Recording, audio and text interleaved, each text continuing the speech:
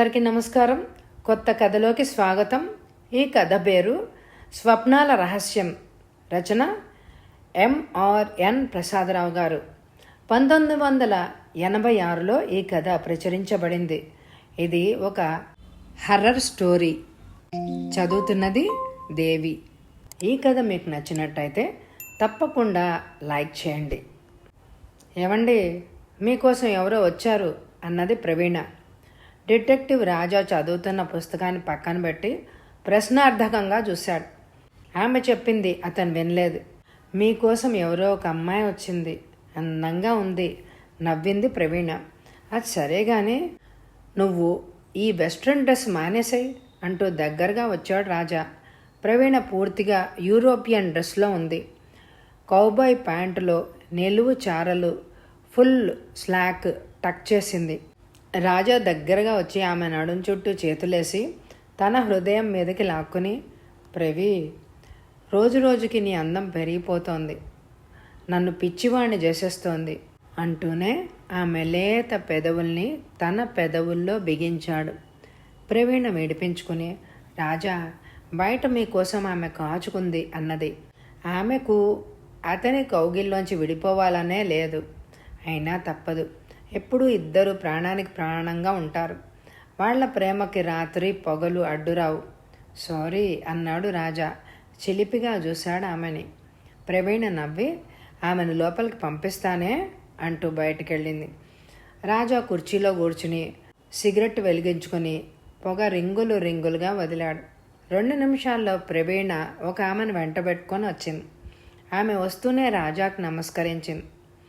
రాజా ప్రతి నమస్కారం చేసి ఆమెను పరిశీలనగా చూశాడు. దాదాపు ఆమెకు 25-26 మధ్య ఉంటుంది వయసు. శరీరం ఎరుపు రంగులో చాలా అందంగా ఉంది. ఖరీదైన షిఫాన్ గ్రే కలర్ చీర ధరించింది. అదే రంగు జాకెట్టు. పూర్తిగా ఆధునికమైన అలంకరణలో ఉంది. రాజాను చూసి కొంచెం సిగ్గుపడింది ఆమె. నిల్చున్నారే, కూర్చోండి వసంత అన్నాడు రాజా. ఆమె నివ్వరబోయింది. ప్రవీణ కూడా ఆశ్చర్యంగా చూసింది రాజాను. Very simple. ఎందుకలా ఆశ్చర్యపోతున్నారు? మీ చేతిలో హ్యాండ్ కర్చీఫ్ పైన ఉన్న పేరు చూశాను. ఇక కూర్చుని మీరు వచ్చిన పని ఏమిటో చెప్పండి అన్నాడు రాజా. రాజాకు ఎదురుగా కూర్చుంది వసంత. ప్రవీణ ఆమె చెప్పబోయే విషయాలను నోట్ చేసుకోవడానికి పుస్తకం తెరిచి పట్టుకుని రాజా పక్కన కూర్చుంది. ఆమె గొంతు సవరించుకొని, నాకు వివాహమై సంవత్సరంగా వస్తోంది. మావారి పేరు నారాయణ రాజు అంది. రాజా తల పంకించి, అవును, ఆయన పోయి 15 రోజులైందిగా.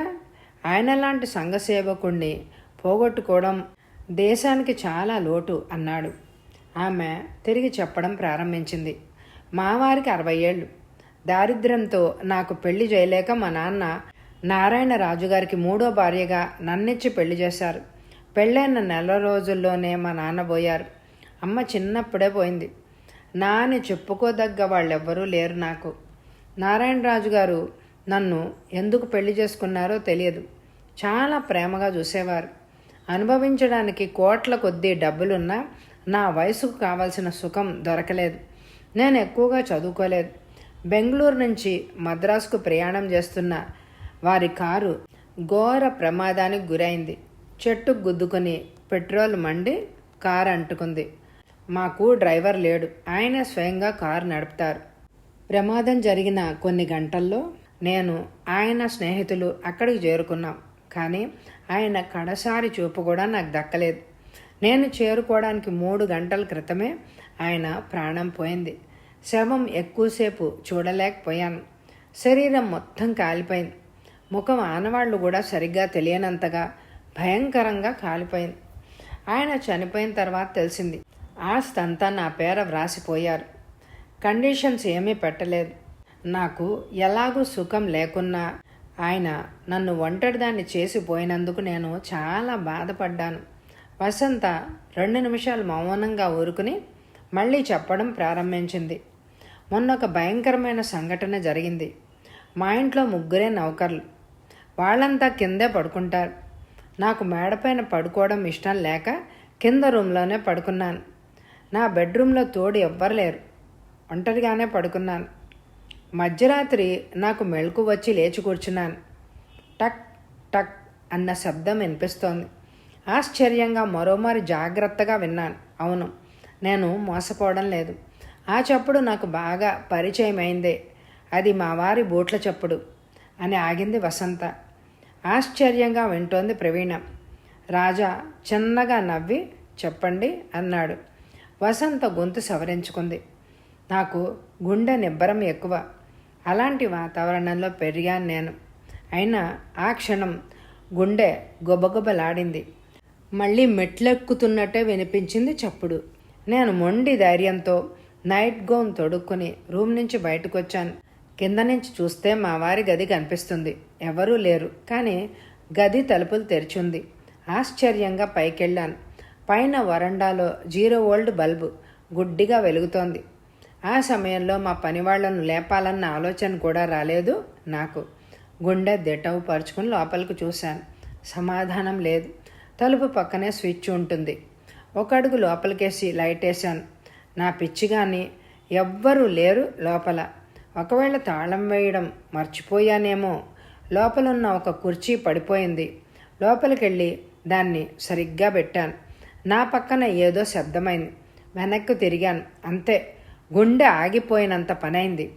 4 అడుగుల దూరంలో ఆయన గోడ కానుకొని నుంచున్నారు. అరుద్దామన్నా నోరు పెకల్లేదు. ముఖం ఖాళీ భయంకరంగా ఉంది. ఒక కన్ను లేదు. కాలిపోయిన కన్నులోంచి ఏదో సొన కారుతోంది. పెదాలు అంటుకుపోయాయి. గజగజ వణికిపోతూ నిల్చున్నాను. ఒక చేతిలో కత్తుంది. మెల్లగా నా వైపు 2 అడుగులు వేశారు. భయంతో కేకబెట్టి విరుచుకుని పడిపోయాను. తర్వాత ముఖంపైన చల్లటి నీళ్లు పడగానే స్పృహ వచ్చి కళ్ళు తెరిచాను. అలా నేను పడిపోయిన ఎంతసేపు అయిందో తెలియదు. చుట్టూ చూశాను. అది మా వారి రూమ్ కాదు, నా రూమే. నా చుట్టూ మా పని మనుషులు నిల్చున్నారు. ఆతృతగా నా వైపు చూస్తున్నారు. మా పని మనిషి మంగమ్మను అడిగాను. మంగమ్మ, ఏం జరిగింది? మీరు పెద్దగా కేకబెట్టారు అమ్మగారు. మా అందరికీ మెలకు వచ్చి కంగారుగా ఇక్కడికి పరిగెత్తుకొచ్చాం. మీరు కళ్ళు మూసుకొని ఇంకా అరుస్తూనే ఉన్నారు. ముఖంపై నీళ్లు చల్లాను. ఏదైనా కలగన్నారా అమ్మా అని అడిగింది. నాకు చాలా ఆశ్చర్యం వేసి, నేను ఇక్కడే ఉన్నానా మీరు వచ్చేసరికి అని అడిగాను. ఎందుకమ్మా అలా అడుగుతున్నారు? ఇక్కడే పడుకుని ఉన్నారు అంది. వాళ్లను ఇంకేం అడగకుండా మంగమ్మను నాకు తోడుగా ఉంచుకొని పడుకున్నాను. అయితే అదంతా కళ ప్రశ్నించుకున్నాను. కానీ కళని నమ్మలేకుండా ఉన్నాను అని చెప్పడం ఆపి డిటెక్టివ్ రాజా వైపు, ప్రవీణ వైపు చూసింది. అయితే మీరు డాక్టర్ను కన్సల్ట్ చేయవచ్చు కదా అన్నాడు రాజా. సారీ, ఇంకా పూర్తిగా వినండి. నేను లేవగానే రాత్రి నేను అనుభవించిందంతా కళ అని భావించుకున్నా ఎందుకో నా మనసు పూర్తిగా ఒప్పుకోవడం లేదు. నేను బెడ్ పై నుంచి లేచి మావారి గది దగ్గరికి వెళ్ళాను. అక్కడ మా పని మనిషి నుంచుంది. గది తెరిచి ఉందే అమ్మగారు అని అడిగింది. గది దగ్గరకు చేరుకోగానే నాకు నిజంగా ఆశ్చర్యం వేసింది. వారు పోగానే ఆ గదికి తాళం వేసి తాళం చెవులు నా ఎన్నపెట్టెలో పెట్టాను. వెంటనే నా గదికి పరుగెత్తుకెళ్ళి నా ఎన్నపెట్టె తెరిచి చూశాను. తాళం చెవులు నేను పెట్టిన చోటనే ఉన్నాయి. మళ్ళా మా వారి గది దగ్గరికి పరిగెత్తాను. పని మనిషి గది ముందు వరండా ఊడుస్తోంది. గదిలో కిటికీలోంచి పడిన సూర్య కిరణాల వల్ల గది అంతా మెరుస్తోంది. గదిలోకి అడుగుపెట్టాను. నేను రాత్రి చూసినంత భయంకరంగా లేదు. రాత్రి మామారు కనిపించిన తలుపు వైపు చూశాను. ఎవ్వరూ లేరు. అయినా నేను పడ్డ చోట బాగా గుర్తుంది. అటు కూడా చూశాను. నా గుండె ఆగినంత పనైంది. రాత్రి జరిగిన సంఘటన మళ్ళా నా కళ్ళ ముందు గిర్రున తిరిగింది. నేను పడ్డప్పుడు నా తల పక్కనున్న కుర్చీకి తగిలింది. అప్పుడు కుర్చీ పడిపోవడం గుర్తుంది. ఇప్పుడు చూస్తే కుర్చీ పడి ఉన్నది. వెంటనే తల తడుముకున్నాను. బొప్పి కనిపించింది. గుండె దడదడలాడింది. అంతలోనే పక్కన పడ్డ హ్యాండ్ కర్చీఫ్ను నా దృష్టి ఆకర్షించింది. అది మా వారిది. దానిపై రక్తం మరకలు ఉన్నాయి. వెంటనే తలుపు మూసి తాళం వేశాను. ఆ రోజంతా నా మనసు వికలమైపోయింది. ఇప్పుడు చెప్పండి, నేను భ్రమ పడడం లేదు అని ఆగింది. ఆమె చెప్పిందంతా విని డిటెక్టివ్ రాజా తల పంకించాడు. రాజాకు వసంత పైన మంచి భావం ఏర్పడింది. మనిషిలో మంచి మర్యాద కనిపిస్తున్నాయి. తన అనుభవాన్ని చెప్పినంతసేపు తన భర్త గౌరవంగా ఆయన వారు అంటూ సంబోధించింది. సామాన్యంగా వసంత వయసులో ఉన్న ఈనాటి స్త్రీలు భర్తను పేరు పెట్టి పిలుస్తారు. వసంత చెప్పిన దానికి రాజా ఏమీ మాట్లాడలేదు. ప్రవీణ వసంత చెప్పిందంతా నోట్ చేసుకుంది. మీకు ఈ 3 రోజుల్లో మళ్ళీ అలాంటి అనుభవం మళ్ళా జరగలేదా? డిటెక్టివ్ రాజా అడిగాడు. జరిగింది. ఆ తర్వాత నాకు ఇంట్లో రాత్రులు పడుకోవడానికి భయం వేసింది. హోటల్ జహనారాలో రూమ్ తీసుకున్నాను. 2 రోజులు ఏమీ జరగలేదు. నిన్న రాత్రి 2 గంటలకు నాకు మెలకు వచ్చింది. చదువుతూ నిద్రపోయాను. లైట్ వేసే ఉంది. దూరంగా ఎవరో మెట్లు ఎక్కుతున్న శబ్దం వినిపించింది. అది హోటల్. ఎంతోమంది వస్తుంటారు అని అనుకున్నాను. కానీ ఆ తర్వాత నా ఊహ అబద్ధమని తేలిపోయింది. ఆ చప్పుడు ఎవరిదో కాదు, మావారిదే. గుండెలు వేగంగా కొట్టుకున్నాయి. ఆ చప్పుడు ఇంకా దగ్గరవుతోంది. సామాన్యంగా ఆయన ఒక కాలు ఎత్తివేస్తూ నడుస్తారు. అందుకే నాకు ఆ శబ్దం వినిపించగానే గుర్తుపట్టగలిగాను. ఆ చప్పుడు నా గది ముందు ఆగిపోయింది. నా ప్రాణాలు పైనే పోయాయి. టక్ టక్ టక్ తలుపు కొడుతున్నారు. నేను భయంతో బిగిసిపోయాను. వసంత పిలిచారు. ఆ పిలుపు మా వారిదే. తల తిరిగిపోయింది. కెవ్వున కేక వేసి పడిపోయాను. 10 నిమిషాల తర్వాత సృహలోకి వచ్చాను. ఎవరో తలుపు బాదుతున్నారు. చాలామంది గొంతుకలు వినిపిస్తున్నాయి. గుండెలు సవరించుకొని నీరసంగా తలుపు తీశాను. నా గది ముందు చాలామంది గుమ్మికూడారు. నా కేక వినిపించి చుట్టూ ఉన్న వాళ్ళు లేచారు. వాళ్లలో ఒక అతను, ఎవరైనా దొంగొచ్చాడా మేడం అని అడిగాడు. లేదని చెప్పాను. అందరూ నా వైపు వింతగా చూసి నవ్వుతూ వెళ్ళిపోయారు. మళ్ళీ నా గదిలోకి వచ్చి తలుపు మూసి పక్కపై వాలాను. కానీ నిద్ర పట్టలేదు. తెల్లవారులు నిద్రపోకుండా ఎవరి సహాయం కోరితే బాగుంటుందా అని ఆలోచించాను. మీ గురించి చాలాసార్లు పేపర్లో చదివాం. మీకు చెబితేనే ఈ సమస్య వీడిపోతుందని మీ దగ్గరకు వచ్చాను అంటూ ముగించింది వసంత. డిటెక్టివ్ రాజా ఇంకో సిగరెట్ వెలిగించుకొని, చూడండి వసంత, మనం ఏవైనా భయంకరమైన సంఘటనలు చూసినప్పుడు మనం రాత్రంతా ఫీల్ అవ్వడం జరుగుతూ ఉంటుంది. చాలామంది ఏదైనా భయంకరమైన సినిమాలు చూసినా ఆ రాత్రి కలగని భయపడతారు. ఈ విధంగా సామాన్యంగా జరుగుతూ ఉంటుంది. ఇలాంటి సంఘటనలు మన ఇండియాలో కన్నా అమెరికాలో, ఇంగ్లాండ్లో చాలామందికి ఈ అనుభవాలు జరిగాయి. మీరు చెప్పింది అబద్ధమని భయంతో ఫీల్ అయ్యారని అనుకోవడం లేదు. ఇది ఆలోచించతగ్గ విషయమే. అయినా మరోమారు జాగ్రత్తగా ఈ విషయాన్ని పరీక్షించడం అవసరం. ఈ మారు మీ ఇంటికి దూరంగా ఉండే మరే హోటల్లోనైనా ఉండండి. మళ్ళీ ఈరోజు కూడా ఏదైనా జరిగితే అప్పుడు పరిశోధన ముందుకు సాగించవచ్చు అన్నాడు. వసంత ఏదో చెప్పబోయి ఊరుకుని 2 నిమిషాల తర్వాత అంది, మళ్ళీ అంత భయంకరమైన సంఘటన జరిగితే నేను ఓర్చుకోలేనేమో అని భయంగా అన్నది. అయినా మీరు చెప్పినట్టుగా చేస్తాను, ఇంకెళ్ళొస్తానే అంటూ లేచి నిల్చుని నమస్కారం చేసింది. వసంత గారు, ఎలాంటి సమయాల్లో ధైర్యం అవసరం. మీరు ధైర్యంగా ఉండండి అన్నాడు రాజా. వసంత మరొకమారు వాళ్ళిద్దరికీ నమస్కరించి బయటికి నడిచింది. మెత్తటి డెల్లపిల్లో పరుపు పైన నిశ్చింతగా పడుకుంది వసంత. నిర్మలమైన ఆమె ముఖం పైన ఫ్యాన్ గాలికి అందమైన ముంగురులు దోబూచులాడుతున్నాయి. ఆదమర్చి నిద్రపోతోంది. ఎందుకో మెల్లగా కళ్ళు తెరిచింది. ఎవరో పిలుస్తున్నారు.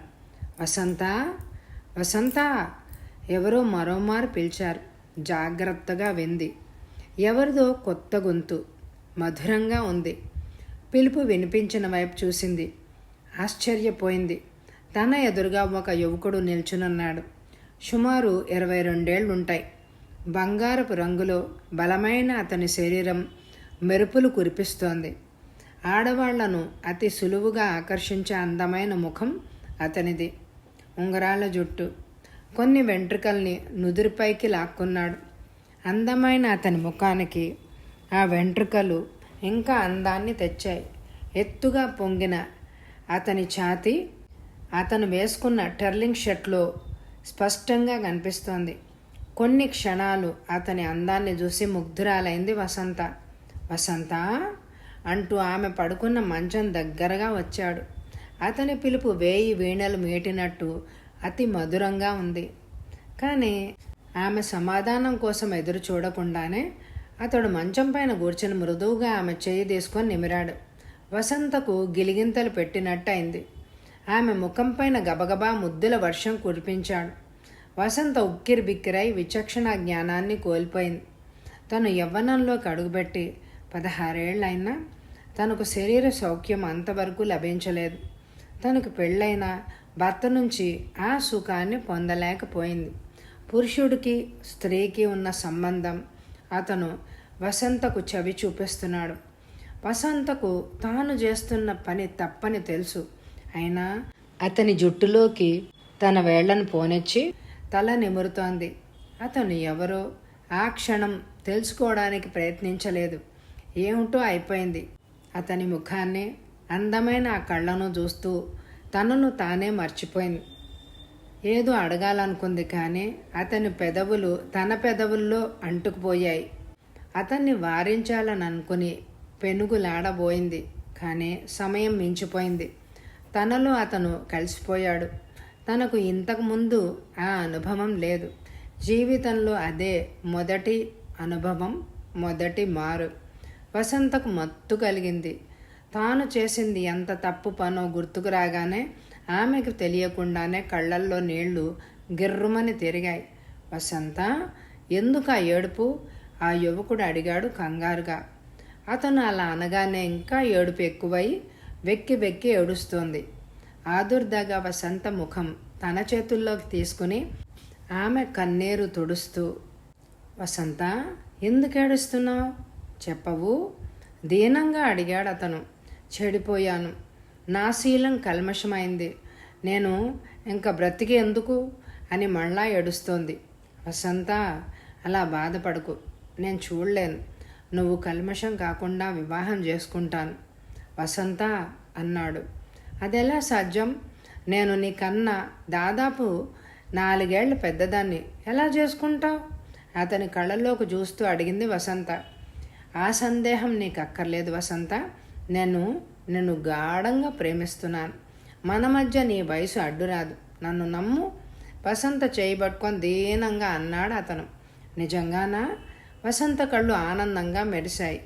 తనకు అతనెవరో అనవసరం. అతను తనకు కావాలి. లే వసంత, మా ఇంటికి వెళ్దాం.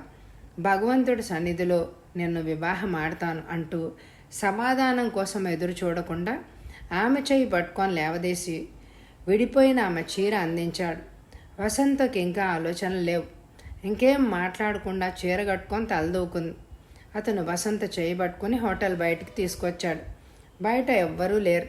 గేట్ దగ్గర ఉన్న గూర్ఖా నిద్రలో మునిగి ఉన్నాడు.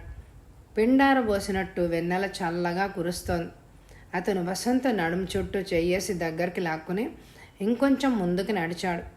చెట్టు కింద తడతళా మెరుస్తున్న కొత్త ఫోర్డు కారులో వసంతను పక్కన కూర్చోబెట్టుకుని కారును ముందుకు పరిగెత్తించాడు. కారు ఒక పెద్ద భవనం ముందు ఆగింది. ఆ భవనం పైన అందమైన చెక్కబడిన కృష్ణుడి విగ్రహం వెన్నెల కాంతిలో మెరిసిపోతోంది. వసంత చేయబట్టుకుని ఆ యువకుడు లోపలికి నడిచాడు. వసంత ఆ భవన నిర్మాణాన్ని చూసి ఆశ్చర్యపోయింది. ఏదో మహారాజులు నివసించే భవనంలాగా ఉంది. ఫ్లోరోసెంట్ లైట్లు కాంతిలో గోడలు తళతళా మెరిసిపోతున్నాయి. అతను చాలా గదులు దాటించి ఒక గదిలోకి తీసిపోయాడు. ఇదే నా రూమ్ అన్నాడు అతను. వసంత పరిశీలనగా చూస్తోంది. ఆ రూమ్లో అందమైన పెయింటింగ్లు అలంకరించారు. చాలా ఖరీదైన సోఫా సెట్ అమర్చారు. ఒక పక్క డన్లప్ పిల్లో అమర్చిన బెడ్, బుక్ షెల్ఫ్స్ అన్నీ క్రమ పద్ధతిలో అమర్చబడ్డాయి. అతను ఫ్రిడ్జ్ తెరిచి అక్కడున్న 2 గ్లాసులు తీసి ఒకటి వసంతకిచ్చి రెండవది తను అందుకున్నాడు. 5 నిమిషాల్లో గ్లాసులు ఖాళీ చేశారు. అతను బూట్లు విప్పివేసి వసంతం తీసుకుని అక్కడి నుండి ఇంకో రూమ్కి అడుగుపెట్టాడు. అది పూజా మందిరం. ప్రమిదల్లోని ఒత్తులు దేదీప్యమానంగా వెలుగుతున్నాయి. కృష్ణుడు రాధా విగ్రహాలు ఉన్నాయి అక్కడ. వసంత, ఇప్పుడే భగవంతుని సన్నిధిలో పవిత్రమైన మనసుతో నిన్ను వివాహం ఆడుతున్నాను అంటూ తయారుగా అమర్చి ఉన్న 2 గులాబీ పూల మాలలను తీసుకుని ఒకటి వసంత మెడలో అలంకరించాడు. వసంత చెవుల్లో మనసులో మంగళకరమైన సన్నాయి వాయిద్యాలు వినపడుతోంది. తన చేతుల్లో ఉన్న మాలను అతని మెడలో వేసింది. అతను చిరునవ్వు నవ్వాడు. అతడి చేతుకున్న వజ్రపు టుంగరాన్ని తీసి వసంత వేలికి తొడిగాడు. మన ప్రేమ 1000 కాలాల పాటు ఆనందంగా ఉండాలి అని కోరుకో వసంత అని కళ్ళు మూసుకొని భగవంతుడికి చేతులు జోడించాడు. వసంత భక్తితో కళ్ళు మూసుకొని భగవంతుణ్ణి మనసులోనే ప్రార్థించింది. వసంత పిలుపు విని కళ్ళు తెరిచి అతని వైపు చూసింది. అదిరి పడింది. అంతే, గుండె పగిలినంత పనైంది. గుమ్మం దగ్గర తన భర్త నారాయణరాజు నిల్చుని క్రూరంగా తన వైపు చూస్తున్నాడు. ఒళ్ళంతా కాలిపోయి రక్తం ఒక రకమైన సొన కలిసి అసహ్యంగా కారుతోంది. ముఖం కాలి, ముక్కు కుడికన్ను కరిగి ఏకమై రక్తాన్ని కురిపిస్తోంది. అతని భయంకరమైన రూపాన్ని ఎక్కువసేపు చూడలేకపోయింది వసంత. మనిషి నిలువెల్లా గజగజ వణికిపోతోంది. చెమటలు నీళ్లు కుమ్మరిచ్చినట్టు కారిపోతున్నాయి. వసంత భర్త నారాయణరాజు క్రూరంగా ఒంటికన్ను తిప్పుతూ ఏదో అంటున్నాడు. అతని ఒంటిపైన బట్టలు లేవు. కాలిపోగా మిగిలిన పీచులు వేలాడుతున్నాయి. అతని నోట్లోంచి మాట రావడం లేదు. పెదాలు కాలి అతుక్కుపోవడం వల్ల గుర్రు గుర్రు అన్న శబ్దం తప్ప ఇంకేమీ వినిపించడం లేదు. నారాయణరాజు వసంతను కౌగిలించుకోవాలన్నట్టుగా చేతులు ముందుకు చాపి కాళ్ళు అతి కష్టంగా ఏడుస్తూ 2 అడుగులు ముందుకేశాడు. వసంత భయంకరంగా చావు కేకబెట్టి మూర్చపోయింది. బద్ధకంగా ఆవలించి కళ్ళు తెరిచి లేచి కూర్చుంది వసంత. అంతలోనే గుర్తొచ్చి భయంగా చుట్టూ చూసి నివ్వెరబోయింది. నమ్మలేనట్టు మరోమారు చూసింది. తను తన గదిలోనే ఉంది. రాత్రి తనను అమర సుఖాల్లో తేల్చిన ప్రియుడు లేడు. తన భర్త నారాయణరాజు లేడు. అయితే రాత్రి తాను చూసింది, అనుభవించింది అంతా కల. అయినా నమ్మకం కలగక చేతివైపు చూసుకుంది. వివాహ సందర్భంలో పెట్టిన ఉంగరం లేదు. వసంత నవ్వుకుంది. తన పిచ్చిగానే కల్లో జరిగింది నిజమవుతుందా? బెడ్ మీద నుంచి కిందకి దిగింది. నేలపైన కాలు మోపి నిల్చోగానే తన తొడల పైభాగాన కలుక్కుమన్నట్టయింది. వసంత నివ్వెరబోయింది. గబగబా బాత్రూంలోకి వెళ్ళి బట్టలన్నీ విప్పేసి తనను తాను పరీక్షగా ఎదురుగా ఉన్న నిలువుటద్దంలో చూసుకుని అదిరిపడింది. రాత్రి తన అనుభవం అబద్ధం కాదు. తను ఇప్పుడు ఏం చేయాలి? గబగబా స్నానం చేసి కాలకృత్యాలు ముగించుకొని డిటెక్టివ్ రాజా ఇంటివైపు ఆలోచనలను విరమించుకొని వేగంతో కారును పరిగెత్తించింది. రాత్రి తనకు జరిగిన అనుభవాన్నంతా రాజాతో చెప్పి, మీ అభిప్రాయం ఏంటి రాజాగారు అని అడిగింది వసంత. రాజా పక్కన కూర్చుని ఆశ్చర్యంగా విన్న ప్రవీణ రాజా వైపు చూసింది. ఏం సమాధానం చెప్తాడో అని. ఒకవేళ నిజంగా కలగన్నారేమో దీర్ఘంగా ఆమె కళ్ళలోకి చూస్తూ అన్నాడు రాజా. దట్స్ ఇంపాసిబుల్ రాజా. నా మాటలు ఎందుకు నమ్మరు? ఆ పరిసరాలు స్పష్టంగా చూశాను, అనుభవించాను. విసుగ్గా ఆవేదనగా అంది వసంత. రాజా ఆమె కళ్ళలోకే చూస్తున్నాడు. ఆ చూపుకు చలించిన వసంత, సారీ రాజా, నా మాట నమ్మండి. నేనంత పిచ్చిగా ఆ నిర్ణయానికి రాలేదు. ఎలా చెప్పాలో అర్థం కావడం లేదు. అయినా తప్పదు. సిగ్గు విడిచి చెప్తున్నాను. నాకు ఇంతకుముందు ఆ అనుభవం లేదు. రాత్రి కనిపించిన అతను నాకు ఆ అనుభవాన్ని చవి చూపాడు. పొద్దున్నే లేచిన తర్వాత మీలాగే నేను అనుకున్నాను కళ అని. కానీ నేను అనుకున్నది అబద్ధమని తేలిపోయింది. బాత్రూంలోకి వెళ్ళినప్పుడు చూశాను. నా శరీరంలో చెప్పలేనంత మార్పు వచ్చింది. అంతవరకు చెప్పి వసంతకు దుఃఖం ముంచుకు రాగా వెక్కి వెక్కి ఏడ్చేస్తోంది. ప్రవీణకి ఏడుస్తున్న వసంతం చూడగానే చాలా జాలేసింది. రాజా దగ్గర నుంచి లేచి వచ్చి వసంత పక్కన కూర్చుంది. వసంత, ఆయన నమ్మక అలా అడగలేదు. మేం మీ మాటలు నమ్మాం, ఎప్పుడూ నమ్ముతాము.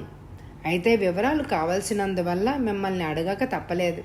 ఒకవేళ నిజంగా ఆ విధంగా జరుగుంటే అతన్ని తప్పకుండా పట్టుకుంటాం. అన్నీ తెలిసిన మీరే ఇలా ఫీల్ అయితే ఎలా? ముఖం తుడుచుకోండి, వసంత తల నిమురుతూ అంది ప్రవీణ. వసంత మాట్లాడకుండా కళ్ళు తుడుచుకుని. అప్పటిదాకా ఏదో ఆలోచిస్తున్న రాజా వసంత వైపు తిరిగాడు. వసంత వెంటనే అంది, క్షమించండి రాజా, రాత్రి జరిగింది కల కాదు. ఎందుకంటే నాలో రాత్రి అనుభవపు ఛాయలు ఇంకా పూర్తిగా పోలేదు. ముఖ్యంగా నేను చూసిన భవనం బాగా గుర్తుంది. నాకు మద్రాసు అంత బాగా తెలియదు. శాంతోమ్ బీచ్ వరకు వెళ్ళాం. ఇంకా ముందుకు పోతే అడియారు వస్తుందని తెలుసు. కానీ నేను ఇంతవరకు అడియారు పోవడం సంభవించలేదు. అతని కారులో కూర్చుని వెన్నెల వెలుగుల్లో చుట్టుపట్ల పరిసరాలను నాకు తెలియకుండానే స్పష్టంగా చూశాను. ఒకవేళ మీరు సరేనంటే అటు వెళ్దాం, నేను గుర్తుపట్టగలను అంది వసంత. అవును, అలా చేద్దాం, వెళ్దాం పదండి అంటూ రాజా లేచి కోట్ తొడుక్కుని కీస్ తీసుకుని కార్ దగ్గరికి నడిచాడు. ప్రవీణ, వసంత రాజాతో పాటే వచ్చి కారులో కూర్చున్నారు. రాజా పక్కగా వసంత కూర్చుని ముందుకు చూస్తోంది. ప్రవీణ వెనక్కి కూర్చుని ఏదో పుస్తకం చదువుకుంటోంది. రాజా డ్రైవ్ చేస్తున్న కారు 15 నిమిషాల్లో అడియారు చేరుకుంది. ఇటుపక్క నుంచే మైలు వరకు పోవాలి. తన మాట నిజమైనందుకు అరిచినంత పనిచేసింది వసంత. 2 రోడ్లు కలిసిన చోట వసంత చూపించిన వైపు కారు పరిగెత్తిచ్చాడు. ప్రవీణ కూడా చదవడం ఆపి పరీక్షగా చూస్తోంది రోడ్డును. పరిశోధన ఎక్కడి నుంచి ప్రారంభించాలో ఆలోచిస్తున్నాడు రాజా. వాళ్ల కారు ప్రయాణం చేస్తున్న దగ్గరలో చుట్టుపక్కల ఇళ్ళు లేవు. దాదాపు మైల్ దూరం వెళ్ళిన తర్వాత దూరంగా ఎత్తైన భవనం కనిపించింది. రాజా, అదే అదే మళ్ళీ అరిచినంత గట్టిగా చెప్పింది వసంత. మరో 5 నిమిషాల్లో కారు ఆ భవనం దగ్గరకు చేరుకుంది. రాజా పరీక్షగా చూశాడు. పురాతనమైన ఎత్తైన భవనం అది. వసంత చెప్పినట్టుగానే భవనం పైన మార్బుల్ రాతితో చెక్కిన అందమైన కృష్ణుడి విగ్రహం ఉంది. వసంత ప్రవీణలతో పాటు గేట్ తెరిచి లోపలికి నడిచాడు. ఎవరు బాబు మీరు? ఎవరో తెలుగులో అడిగారు. పక్కకు చూశాడు రాజా. అతను తోటమాలి, 60 ఏళ్ళుంటాయి.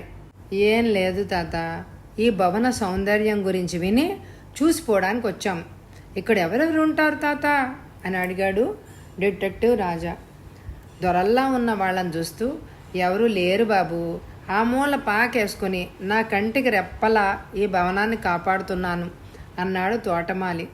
అలాగా, అయితే ఈ భవనం యజమాని ఎక్కడుంటున్నారు అని అడిగాడు రాజా. మా చిన్నయ్య గారే బాబు ఈ భవనానికి వారసులు. ఆయన ఇప్పుడు సీమ దేశంలో అమెరికాలో ఉంటున్నారు. వచ్చేదాకా ఈ భవనాన్ని కాపాడవలసిన వాడిని నేనే బాబు అన్నాడు తాత. తాత చెప్పిన దానికి రాజా తల పంకిస్తూ, చాలా అందమైన కట్టడం, లోపల ఎలా ఉంటుందో చూడాలని ఉంది, చూడొచ్చా తాత అని అడిగాడు రాజా. దానికేం బాబు, రండి చూద్దురు గాని అంటూ ముందున్న పెద్ద తలుపు తాళం తీసి తలుపు పూర్తిగా తెరిచాడు. ఒక్కొక్క హాలు దాటుతుంటే వాళ్ళకు ఆశ్చర్యం వేస్తోంది. ఆ భవనం పురాతనమైనదే అయినా ఉక్కు భవనంలా ఉంది. అక్కడ అందమైన విగ్రహాలు, తైలవర్ణ చిత్రాలు అమర్చారు. చాలా అందమైన భవనం అది. ముందుకు నడుస్తున్న వసంత పక్కనున్న గదిని అనుమానంగా చూస్తూ ఆగింది. ఈ గదిని చూడొచ్చా తాత అని అడిగింది వసంత. ముందుకు పోబోతున్న ముగ్గురు ఆగారు. తాత మౌనంగా వచ్చి ఆ గది తలుపులు తెరిచాడు. లోపలికి అడుగుపెట్టిన వసంత ఆశ్చర్యపోతూ, రాజాగారు, రాత్రి అతను నన్నే గదిలోకి తీసుకొచ్చాడు. నేను మొదట ప్రవేశించిన గది ఇదే. అంత బాగా ఎందుకు గుర్తుంది అంటే, ఈ గది ముందు తలుపు పైన చెక్క బొమ్మల్లో ఒకటి నడుం దాకా విరిగిపోయింది. రాత్రి నేనది చూశాను, అందుకే నాకు బాగా గుర్తుంది. ఇదే సోఫా సెట్టు, అదిగో ఫ్రిడ్జ్, దాంట్లోంచి అతను నాకు డ్రింక్ కూడా ఇచ్చాడు అంది. రాజా ఆమె చెప్పింది విని పరిశీలనగా చూశాడు ఆ గదిని. సోఫాల పైన అరంగుళం మందాన దుమ్ము కొట్టుకొని ఉంది. కొన్ని నెలల పాటు వాటిని శుభ్రం చెయ్యనట్టుగా ఉన్నాయి. ఫ్రిడ్జ్ పైన కూడా దుమ్ముంది. తీవ్రంగా ఆలోచించాడు రాజా. ఇది ఎలా సంభవం? వసంత ఈ గదిని ఇంతకుముందు ఎప్పుడు చూడలేదు, కానీ ఆ గదిని గుర్తుపట్టగలిగింది. ఇది ఎంతవరకు నిజం? రాత్రి నేను వచ్చినప్పుడు ఈ గదంతా చాలా నీట్గా ఉంది, కానీ ఇప్పుడు చూస్తుంటే ఇలా ఉంది. నాకేమీ అర్థం కావడం లేదు అన్నది వసంత. తాత అర్థం కాక చూస్తున్నాడు. ప్రవీణ గదిని పరీక్షిస్తోంది. ఇంకా ఏమీ అంతుపట్టలేదు. డిటెక్టివ్ రాజా తాత వైపు తిరిగి, తాత, ఇలాంటి రూమ్ ఇంకేదైనా ఉందా అని అడిగాడు. లేదు బాబు, ఇది మా పెద్దయ్య గారి గది. దీన్ని ప్రత్యేకంగా కట్టారు. 2 నెలలుగా ఈ గది తలుపులు తీయడమే మానేశాను. ఎందుకు అని అడిగాడు రాజా. ఏం లేదు బాబు, గదిని చూస్తే పెద్దబాబు గారు గుర్తొస్తారు, అందుకే మానేశాను. ఆయన చనిపోయారు అన్నాడు తాత. రాజాగారు, ఈ గదికి సుమారు 6 గజాల అవతల పూజా మందిరం ఉంది, అది కూడా చూద్దామా అంది వసంత. తాత మరీ ఆశ్చర్యపోయాడు. మీకెలా తెలుసునమ్మా? శనబాబు గారు సీమదేశం వెళ్ళి ఈ 5-6 సంవత్సరాల్లో ఇంకొక్కళ్ళు ఈ భవనంలోకి రాలేదు అన్నాడు. వసంత సమాధానం చెప్పకుండా పూజా మందిరం వైపు నడిచింది. మిగతా 3 ఆమెను అనుసరించారు. ఇదంతా చూస్తుంటే ప్రవీణకు ఆశ్చర్యం వేస్తోంది. ఇలాంటి కేసు తాము ఇంతకు ముందు తర్వాత కూడా చూడలేదు, వినలేదు. ఇదే కదా పూజా మందిరం? తలుపు తెరిచాక ఆత్రంగా అంది వసంత. తాత తలుపు తెరిచాడు. అంతా లోపలికి అడుగుపెట్టారు. రాత్రి ఇలాగే ఉంది, మార్పేం లేదు. అదిగో రాజాగారు, పూల మాలలు అరిచింది వసంత. రాజా దేవుడి పీఠం దగ్గర ఉన్న గులాబీ మాలలను చేతిలోకి తీసుకున్నాడు. ఇవింకా పూర్తిగా వాడిపోలేదే. అరే, ఆ మాలలు ఎక్కడివి? 4 రోజుల క్రితం ఈ మందిరం దుడిచాను, అప్పుడు లేవే అన్నాడు తాత ఆశ్చర్యంగా. డిటెక్టివ్ తాత వైపు తిరిగి, ఈ ఇంటి తాళాలన్నీ నీ దగ్గరే ఉంటాయా తాత అని అడిగాడు. అవును బాబు, నాకు భార్య బిడ్డలు లేరు, నేను ఒక్కడే అన్నాడతను. రాత్రి ఈ ప్రాంతాల్లోకి ఎవరైనా వచ్చారా తాత అని అడిగాడు. లేదు బాబు, రాత్రి జాగ్రత్తగా తాళాలు వేసుకుని పడుకుండిపోయాను. ఈ ప్రాంతాల్లోకి ఎవ్వరు రాలేదు. వచ్చినా నేను తాళం తీయందే లోపలికి అడుగు పెట్టలేరు కదా నిశ్చయంగా అన్నాడు తాత. బావా, మీ బూట్ల దగ్గర ఏదో మెరుస్తోంది చూడండి, ప్రవీణ్ అంది.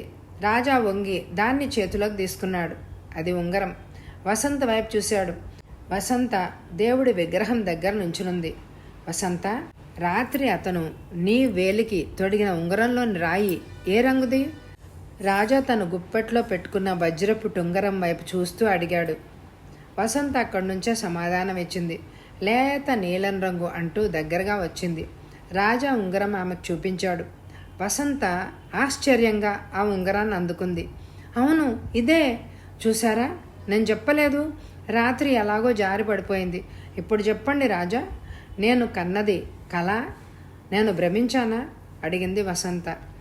రాజా తాత వైపు తిరిగి, తాత, మేం పోలీసులం, ఈ ఉంగరాన్ని మాతో తీసుకెళ్తున్నామే అన్నాడు. తీసుకెళ్ళండి బాబు, ఆ ఉంగరం మాకు సంబంధించింది కాదు కదా అన్నాడు తాత. తాతకు పోలీసులన్న విషయం తెలవగానే ఇంకేమీ మాట్లాడలేకపోయాడు. రాజా వసంత వైపు తిరిగి, వసంత, ఇది ఏదో పెద్ద మిస్టరీ లాగా దోస్తోంది. ఈ విషయాన్ని గురించి మనం ఇంటి దగ్గర చర్చిద్దాం. నీకు కనిపించిన అతని పోలికలు తాతకు వర్ణించు. అతనెవరో తాత గుర్తుపడతాడేమో చూద్దాం అన్నాడు రాజా. వసంత తాతకు రాత్రి తనకు కనిపించిన అతనిని వర్ణించింది. ఆయన నీకు తెలుసా తాత అని అడిగింది. ఎందుకో తాత కళ్ళల్లో నీళ్లు తిరిగాయి.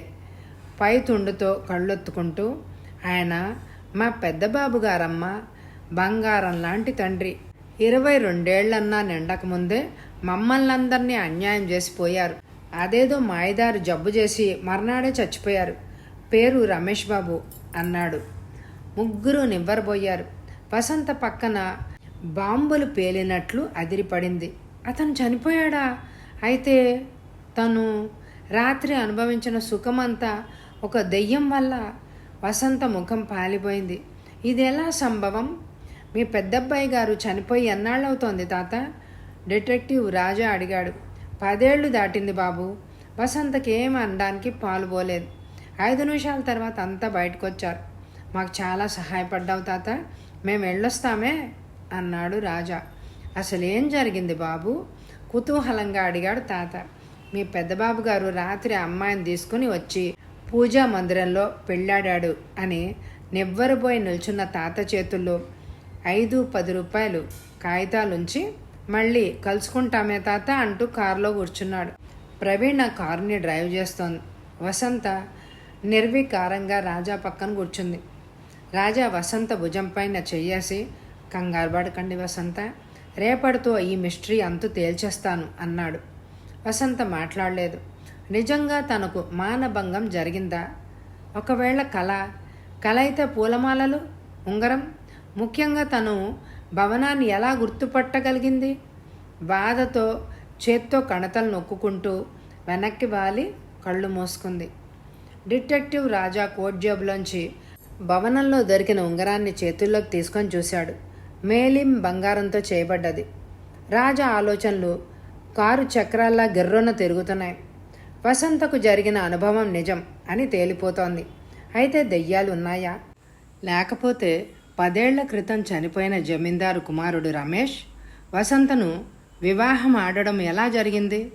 అందులో తాత చెప్పిన దాన్ని బట్టి చూస్తే రమేష్ బ్రతికుంటే ఇప్పుడు 32 ఏళ్ళు ఉండాలే. కానీ వసంత చెప్పిన దాన్ని బట్టి చూస్తే రమేష్ చనిపోయినప్పుడు ఏ వయసులో ఉన్నాడో రాత్రి అదే వయసులో కనిపించాడు.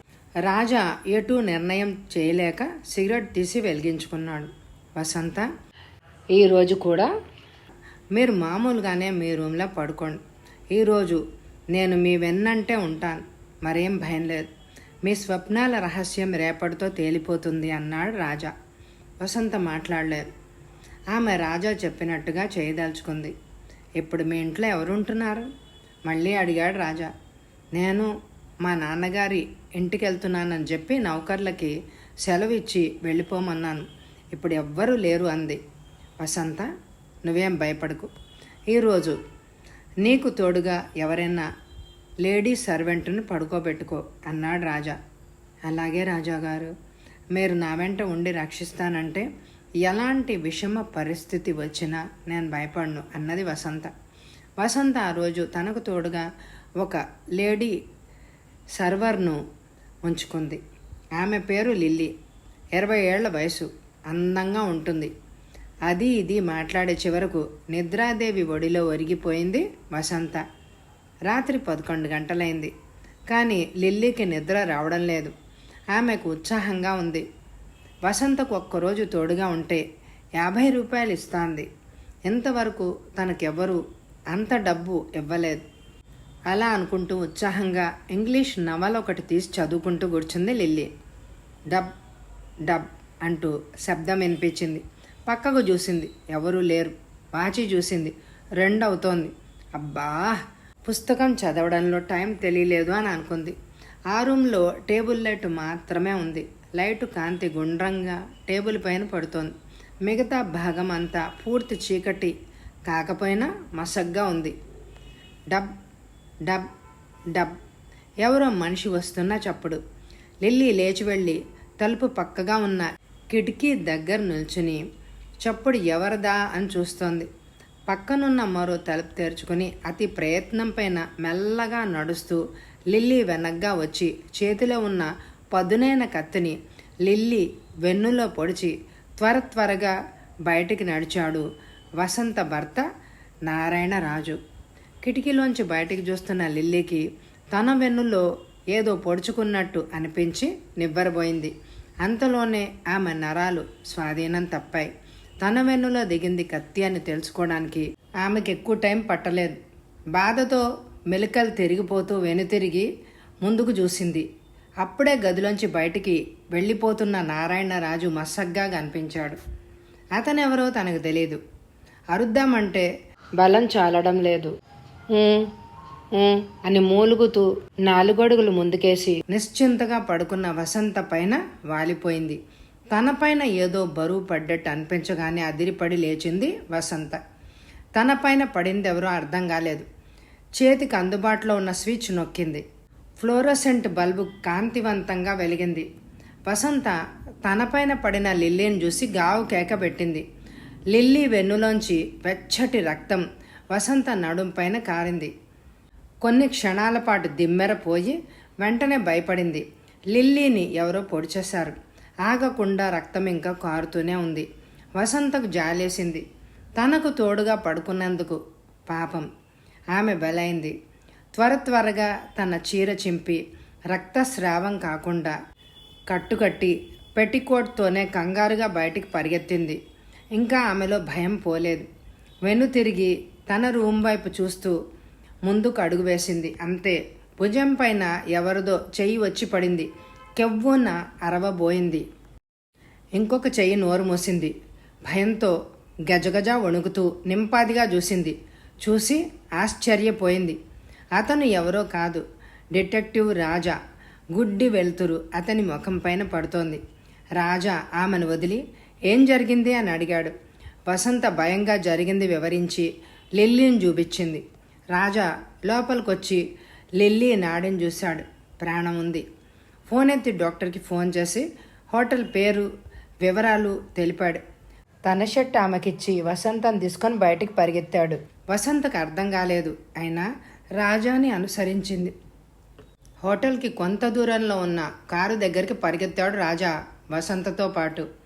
ఆ ప్రాంతంలోనే తిరగాడుతున్న ప్రవీణకు వసంత రూమ్ పక్కన ఎవరో మనిషి పడి ఉండడం చూసి రివాల్వర్ చేతిలో జాగ్రత్తగా పట్టుకుని అటు నడిచింది. మా ఇంటి దగ్గరికి తీసుకొచ్చారు, ఎందుకు? భయంగా అడిగింది వసంత రాజాను. హంతకుణ్ణి పట్టుకోవడానికి. మరేం భయం లేదు. నువ్వు టెలిఫోన్ బూతులో నుంచుని నేను 10 నిమిషాల్లో రాకపోతే పోలీసులకు ఫోన్ చేయి అంటూ వసంతకు టెలిఫోన్ బూత్ చూపించి రివాల్వర్ చేతిలో ఉంచుకొని ఆమె సమాధానం కోసం ఎదురు చూడకుండానే ఇంటి వైపు పరిగెత్తాడు. రాజా వెళ్ళిన తర్వాత ఒంటరిగా అక్కడ ఉండబుద్దేక టెలిఫోన్ బూత్ లోపలికెళ్ళి తలుపేసుకుని అద్దాల గుండా తన బిల్డింగ్ వైపు చూస్తోంది. మాటి మాటికి వాచీ వైపు చూసుకుంటోంది వసంత. 8, 9, 10, 15 నిమిషాలు అయింది. అయినా వెళ్ళిన రాజా అంతవరకు తిరిగి రాలేదు. అప్పటికప్పుడే రాజా పెట్టిన గడువు 5 నిమిషాలు ఎక్కువే అయిపోయింది. అంతలోనే ధన్నుమని రివాల్వర్ పేలిన చప్పుడు వినపడింది. చుట్టుపక్కల ఇళ్ళేమీ లేవు. చప్పుడు ఎవ్వరికీ వినిపించదు. రివాల్వర్ చప్పుడు ఎవరిది? రాజా ఎవరినైనా పేల్చాడా? లేక ఒకవేళ రాజానే ఎవరైనా పేల్చారేమో? అలా అనుకునేసరికి వసంత ఆందోళన పెరిగింది. తన కోసం రాజా ఆపదకు గురి కావడమా? వీల్లేదు. వసంత వెంటనే వెనక్కు తిరిగి ఫోన్ ఎత్తి పోలీస్ స్టేషన్కి ఫోన్ చేసింది.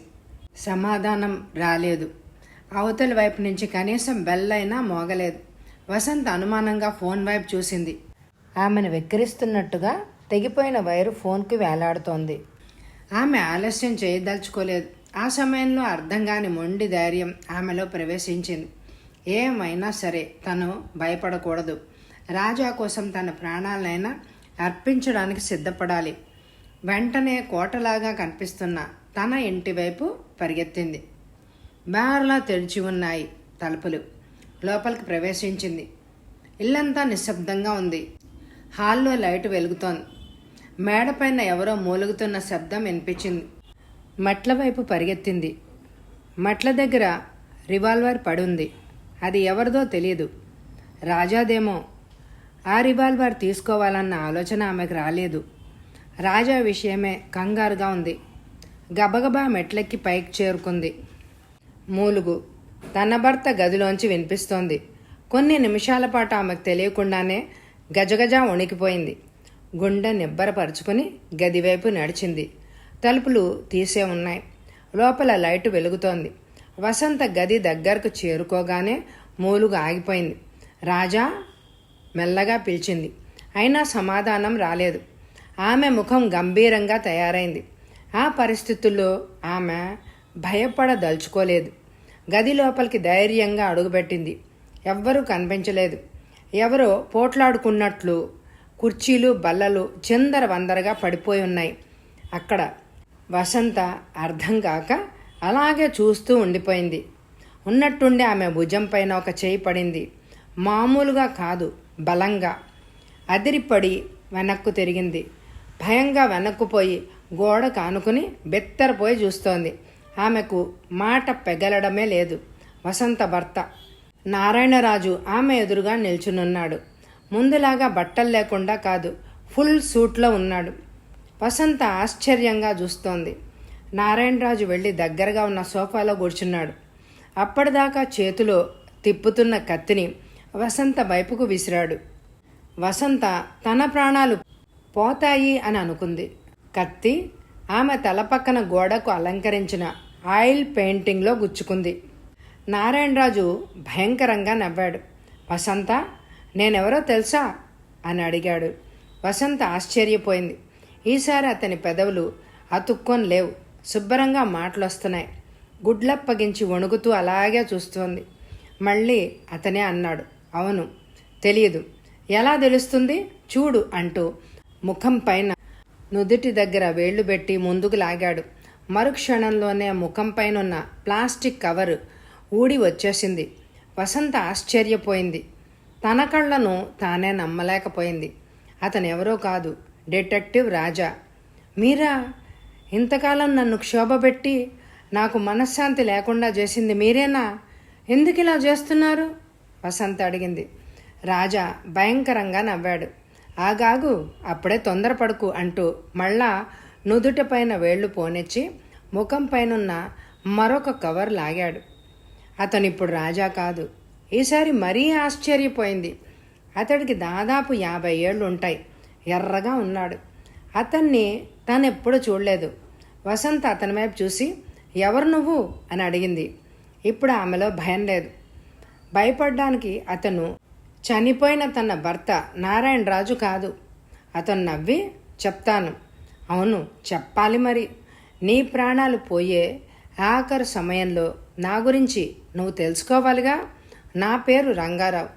నీ భర్త నారాయణరాజు నాకు బావ అవుతాడు. ఒకవేళ ఏ కారణం వల్లైనా నువ్వు చనిపోతే నీ తదనంతరం ఈ ఆస్తికి వారసుణ్ణి నేనే. నీ పెళ్ళైన సంవత్సరంలో నేనెప్పుడు ఇక్కడికి రాలేదు. బొంబాయిలోనే ఉన్నాను. అందుకని నువ్వు చూసే అవకాశం కలగలేదు అని 2 నిమిషాలు ఆగాడు.